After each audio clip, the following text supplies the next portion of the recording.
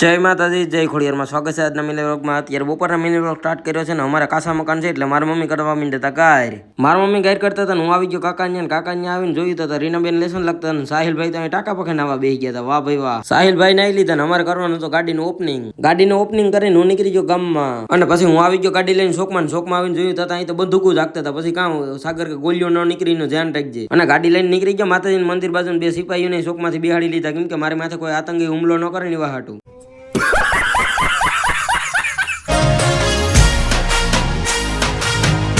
પછી ભૂગી ગયા માતાજીના મંદિરે અને માતાજીના મસ્ત મજાના દર્શન કર્યા.